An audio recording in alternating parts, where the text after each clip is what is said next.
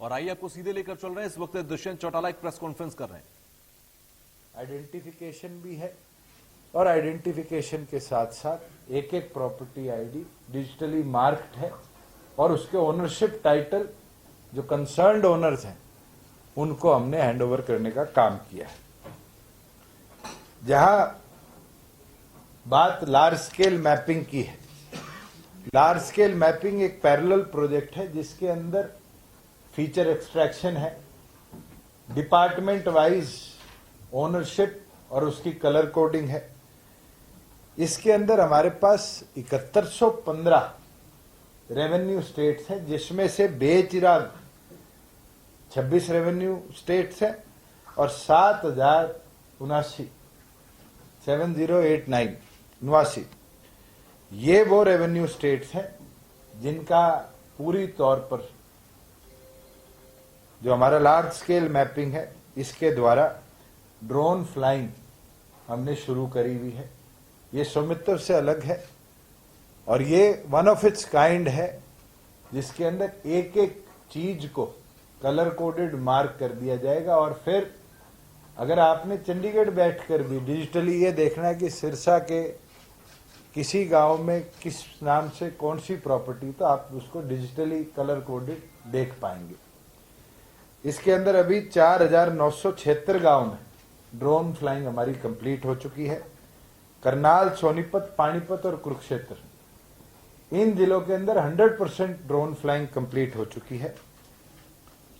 करनाल और सोनीपत को अर्बन और रूरल दोनों, क्योंकि लार्ज स्केल मैपिंग के अंदर रूरल अर्बन डिवाइड नहीं है, पूरे जिले का मैप इसमें बनता है। और इसमें मरब्बा स्टोन्स जो हमारे हैं पुराने, जो आज मोस्ट प्रॉपर्टीज में मिसिंग है, वो मरब्बा स्टोन्स की मार्किंग भी समय अनुसार हम कर रहे हैं और डिजिटली कर रहे हैं कि जियो टैगिंग के माध्यम से हमें एग्जैक्ट जीपीएस लोकेशन एक एक मरब्बे स्टोन की हरियाणा प्रदेश में मिल जाए, जिसकी एक्यूरेसी 0.1 इंचेस के लगभग हम मानते हैं कि हम कर पाएंगे। इतना एक्यूरेट लार्ज स्केल मैपिंग का डाटा होगा। हमारा टारगेट है कि हम मार्च 2024 तक पूरे हरियाणा प्रदेश को लार्ज स्केल मैपिंग के तहत कवर कर पाएंगे। लार्ज स्केल मैपिंग में हमें दो दिक्कतें जरूर आई। ड्रोन्स जब हिली ट्रेन में फ्लाई करते हैं तो फीचर एक्सट्रैक्शन और एरिया एक्यूरेसी नहीं हो पाती और उससे जो गवर्नमेंट ऑफ इंडिया की टीम हमारे साथ इस प्रोजेक्ट में कोऑर्डिनेटेड थी उनको निरंतर दिक्कत आ रही।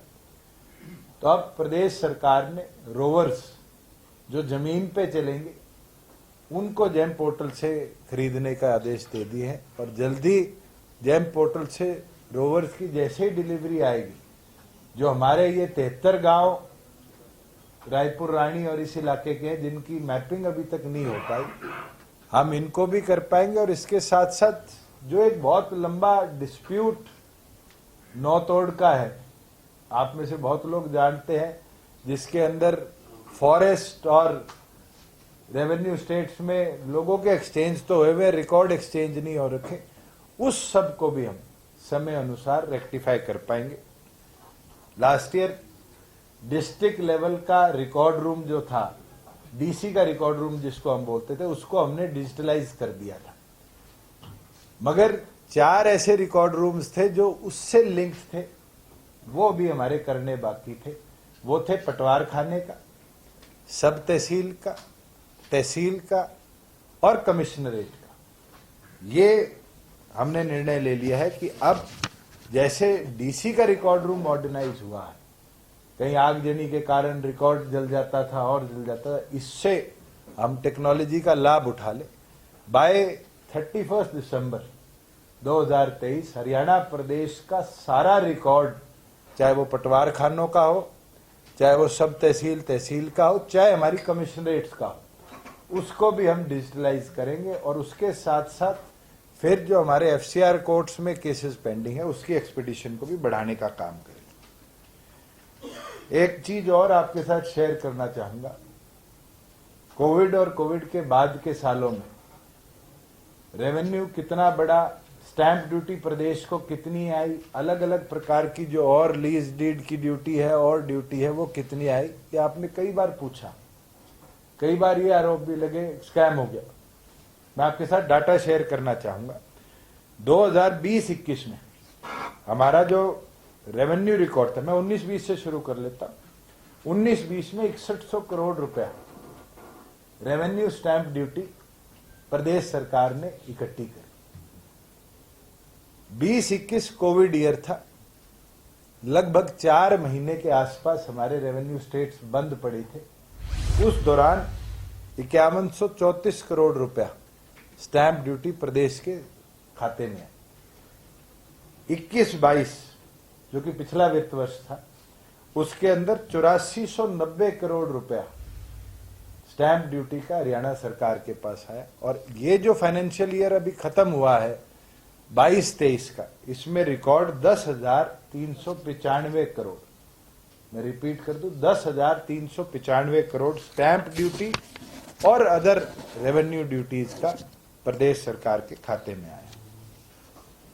यहां प्रोक्योरमेंट की बात चल रही है, मोटा मोटा आप सबको पता है, 408 मंडी गेहूं की, 102 सरसों की, 11 दालों की और लगभग 25 बारले की हमने नोटिफाई करी है। दाल और बारले अब तक हमारे पास आया नहीं है, सनफ्लावर आया नहीं है। अभी तक मस्टर्ड और व्हीट मंडियों के अंदर आया है, जिसमें मॉइस्चर कंटेंट भी आ रहा है क्योंकि अनसीजन रेनफॉल की वजह से। हमने गवर्नमेंट ऑफ इंडिया को 4 दिन पहले पत्र लिख दिया था। गवर्नमेंट ऑफ इंडिया की कल टीम्स भी 3 हरियाणा प्रदेश में सर्वे कर गई है।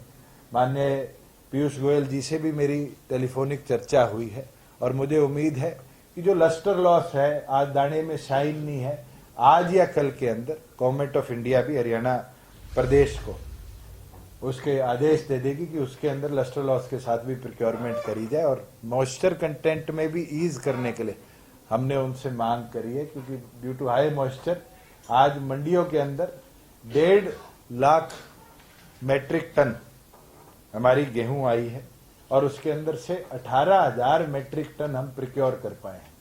मगर मुझे उम्मीद है कल से गर्मी बढ़ी है, अगले 1-2 दिनों के अंदर मॉइस्चर कंटेंट कम होगा। फार्मर भी बड़ी मात्रा में 10 अप्रैल के बाद ही गेहूं लेके आता है और 30 अप्रैल तक गेहूं का पीक अराइवल हरियाणा प्रदेश में रहता है। हमारा लास्ट जो फाइनेंशियल ईयर में व्हीट प्रोक्योरमेंट थी वो लगभग 67 लाख मेट्रिक टन थी। इस बार बारिश ज्यादा हुई है, हम फिर भी 76 लाख मेट्रिक टन के लिए पूरी तौर पर गेयर्ड अप है, चाहे वो गनी बैग्स हो, चाहे हमारे लेबर और ट्रांसपोर्ट के कॉन्ट्रैक्टर्स हो, हर मंडी के अंदर नियुक्त हो चुके हैं। और मुझे पूर्ण उम्मीद है कि पिछली साल के लगभग इक्विवेलेंट व्हीट अराइवल इस साल हम देखने का काम करेंगे। जहां पैसे किसान के खाते में देने की बात है, हमने 2.5 साल पहले पहला कदम उठाया था, हम सक्सेसफुल रहे। लगभग 13 से 14 हजार करोड़ का, चाहे वो फूड सिविल सप्लाईज हो, चाहे वो हरियाणा वेयर हाउसिंग कॉरपोरेशन हो, चाहे वो हैफेड हो, और 5% जो इस बार 10% से केंद्र सरकार ने कम कर दिया, एफसीआई की जो प्रोक्योरमेंट है उसके लिए चारों डिपार्टमेंट्स ने अपनी सीसीएल बना ली है। फार्मर की पेमेंट 48 to 72 आवर्स डीबीटी के माध्यम से किसान के खाते में हम देने का काम करेंगे। अगर कोई डिले आता है तो 9% इंटरेस्ट के साथ फार्मर को पेमेंट करी जाएगी। एक उसके अंदर हमने क्लॉज जरूर डाला है कि अगर फार्मर अपना अकाउंट नंबर गलत डाल देता है और उसके कारण डिले होता है तो उसके अंदर उसको इंटरेस्ट नहीं दिया जाएगा। तो मैं आपके माध्यम से फार्मर्स तक 2 चीजें कहना चाहूंगा। एक तो अपना अकाउंट मेरी फसल मेरा ब्यौरा पे ई खरीद पे तुरंत रीवेरीफाई कराने का काम करें। लास्ट ईयर भी 2 केसेस ऐसे आए थे कि फार्मर की बजाय किसी सेकेंडरी आदमी के खाते में पैसा गया, फिर 2 महीने लगे उसको वापिस लेने में और देने में। वो एरर जो है वो फार्मर्स का अगर साथ रहेगा तो हम पूरी तौर पर रेक्टिफाई कर पाएंगे। और उसके साथ एक निवेदन और करता हूं, आज और कल के लिए क्षतिपूर्ति पोर्टल खुला है। अगर अभी भी कोई किसान बचा है जिसकी क्रॉप लॉस की अपडेट क्षतिपूर्ति पे नहीं डली तो उनसे मैं आग्रह करता हूं कि आप अपलोड कर दीजिए, क्योंकि सहायक कल या परसों से फील्ड के अंदर सर्वे शुरू कर देंगे। उसके बाद फिर हमारे पास कोई ऑप्शन नहीं बचेगा। जो 7 दिन का विंडो दिया था वो परसों खत्म हो जाएगा शाम को। ये आपसे आग्रह मैं करना चाहूंगा। जहां बात जीएसटी की है, हमारा फिस्कल ईयर खत्म हुआ और बड़ी खुशी की बात है, लास्ट ईयर हम 6ठे नंबर पे देश में थे, जिसमें दिल्ली भी हमारे से ऊपर था जीएसटी कलेक्शन के अंदर। लगभग 22-23% की हमने जीएसटी की ग्रोथ इस साल देखी है। जीएसटी टोटल कलेक्शन प्रदेश की 33,527 करोड़ है, जिसमें से जो लास्ट 2 महीनों की हमें जीएसटी कॉम्पनसेशन 3 महीनों की हमें मिली थी, उसके अंदर 2575 करोड़ रुपए कॉम्पनसेशन का हमें पैसा मिला था। उसके बावजूद भी प्रदेश ने 30,951 करोड़ रुपया टैक्सेशन का कलेक्ट किया है। आज हमारे से ऊपर 3 प्रदेश हैं, आज हम 4थे नंबर पे हैं। और वो 3 प्रदेश भी मैं आपको बताऊं तो एक union territory of Dadar Nagar Haveli है, एक सिक्किम है और एक गोवा है, जो कि बहुत छोटे छोटे प्रदेश हैं। और बड़ी अच्छी मेहनत हमारे टैक्सेशन ऑफिसर्स ने करी है, जिसके अंदर 2 राउंड ऑफ ट्रेनिंग हमने, एक राउंड ऑफ ट्रेनिंग तो ब्रिटिश हाई कमीशन और उनकी टीम से कराने का काम किया, और एक सेंट्रल जीएसटी, उसके साथ साथ कई ऑफिसर्स उसके अंदर सीबीआई, ईडी और ये जो इन्वेस्टिगेशन एजेंसीज होते हैं कस्टम्स के, इनके भी हमारे ऑफिसर्स को ट्रेन करने आए। और मैंने ये आदेश भी दे दिए हैं कि इसको 2 बार साल में हम एक रेगुलर इवेंट बनाए कि हमारे जितने ऑफिसर्स हैं वो लेटेस्ट मॉडर्न टेक्नोलॉजी के साथ गेयर अप होते रहे। और इसके लिए स्पेशल बजटरी प्रोविजन भी हमने इस बार रखवाई। जहां बात एक्साइज की आती है, मैंने आपको पीछे ब्रीफ किया था कि हमारी ग्रोथ रेट अच्छी है, क्योंकि हमारा फाइनेंशियल ईयर खत्म हो गया और 1 महीना अभी हमारे लास्ट किस्त बाकी है।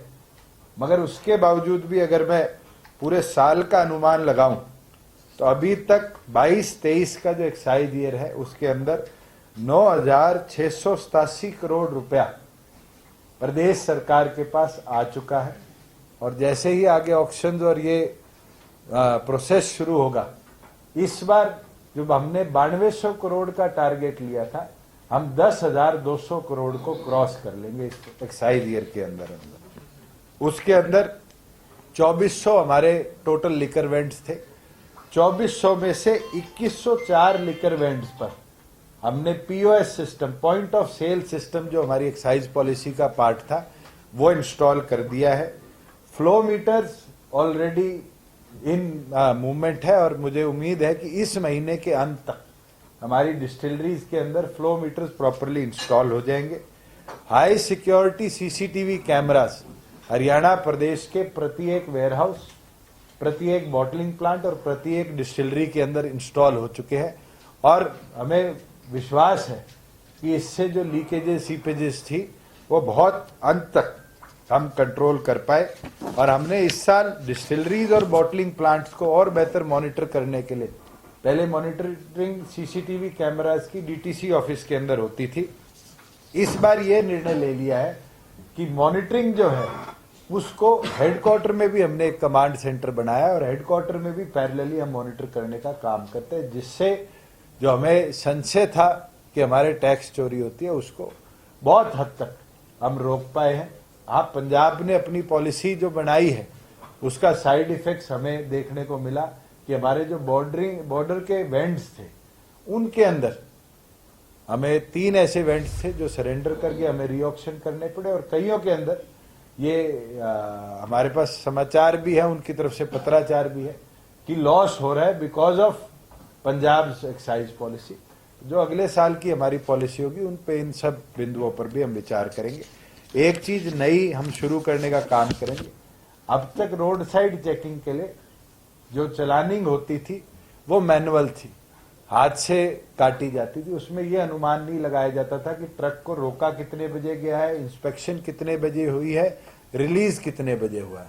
अगले 1 महीने के अंदर अंदर हम सॉफ्टवेयर डेवलप कर सारे ऑफिसर्स को टैब्स इशू कर देंगे, जिससे पूरी तौर पर जीपीएस लोकेशन से एग्जैक्ट लोकेशन आए, समय जो हो उस समय को फीड किया जाए, क्या क्या चीजें अंदर टैक्स चोरी की है उसका प्रॉपर रिकॉर्ड बनाया जाए। और ये केवल मात्र टैक्सेशन विभाग के अधिकारियों के लिए नहीं, जैसे पैरेलली सीएम फ्लाइंग भी अलग अलग जगह अपनी छापेमारी करती है, उन सबको भी हम इन टैब्स के साथ इक्विप करने का काम करें। अंत में एक चीज मैं रखना चाहूंगा, वो हिसार एयरपोर्ट की है। कई साथी बारी बारी पूछते हैं कि हिसार एयरपोर्ट कब जाएगा। हिसार एयरपोर्ट का जो रनवे है हमारा 31 मई तक, जो कंक्रीट की स्लैबिंग एंड में बची है वो कंप्लीट हो जाएगी।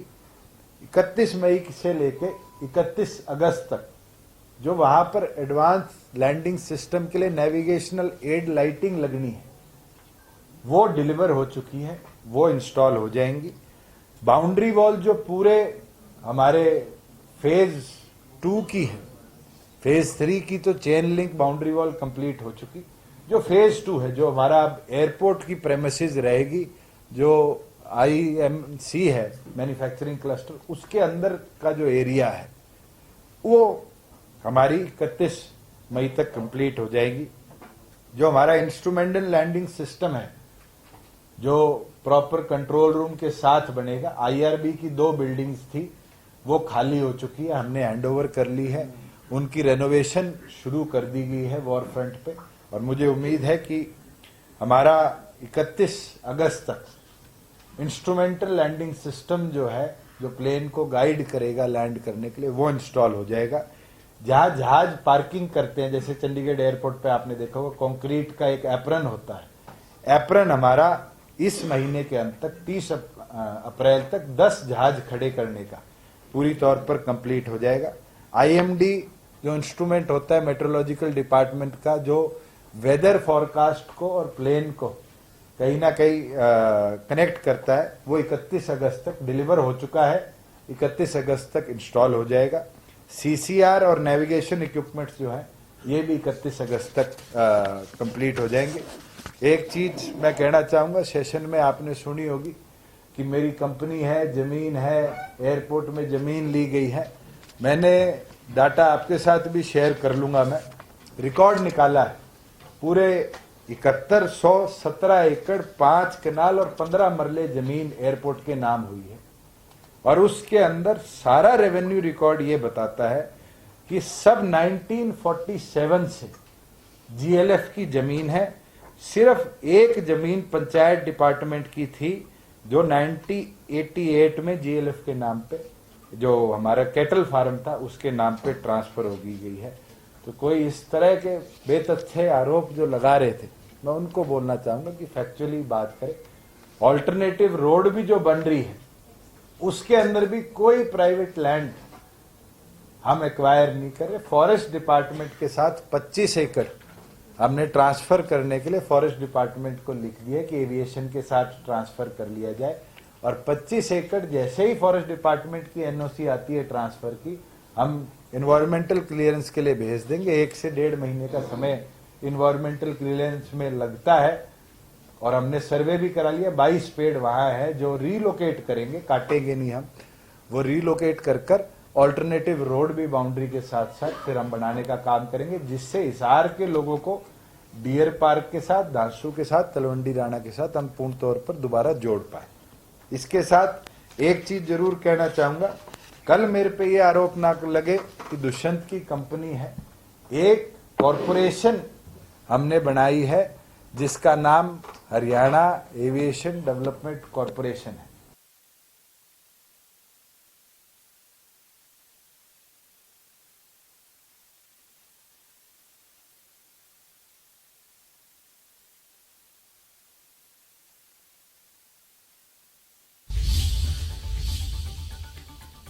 आप दुष्यंत चौटाला को सुन रहे थे, जिन्होंने कई बड़ी बातें कही। उन्होंने कहा कि अब तक 16,83,000 एकड़ खराब फसलों की है और अब तक 1,65,000 मीट्रिक टन गेहूं मंडियों में आ चुका है। इसके अलावा किसानों के खाते में जाएगा गेहूं खरीद का पैसा, ये भी दुष्यंत चौटाला ने कहा। किसानों को देरी से भुगतान पर ब्याज भी मिलेगा, अगर देरी होती है भुगतान में तो ब्याज दिया जाएगा। खराब फसलों का भी सभी को मिलेगा मुआवजा। दुष्यंत चौटाला की तरफ से इन तमाम बातों को अभी एक प्रेस कॉन्फ्रेंस में कहा गया। उन्होंने साफ तौर पर कई बातों का जिक्र किया। जीएसटी कलेक्शन को लेकर भी उन्होंने कई बातें कही। उन्होंने कहा पैसा भेजने में देरी हुई तो 9% के साथ ब्याज का भुगतान होगा। क्षतिपूर्ति सहायकों की नियुक्ति की गई है। किसानों के खाते में गेहूं खरीद का पैसा जाएगा। उन्होंने कहा कि आज और कल 2 दिन पोर्टल खुला हुआ है जिस पर आप अपनी खराब फसल का डेटा दे सकते हैं। इसके अलावा परसों से क्षेत्र जो सहायक होंगे, क्षतिपूर्ति सहायक, वो ग्राउंड पर चले जाएंगे तो उससे पहले आप इसको तय कर दें। तो ये बड़ी खबरें हैं कुछ जो अभी दुष्यंत चौटाला की प्रेस कॉन्फ्रेंस से निकलकर सामने आई हैं, जो हम आपको बता रहे हैं। अब तक 1,65,000 मीट्रिक टन गेहूं की मंडियों में आ गया है और अभी 30 अप्रैल तक जो पीक आता है गेहूं की खरीदारी का, वो अभी आना बाकी है। किसानों को देरी से भुगतान पर ब्याज मिलेगा।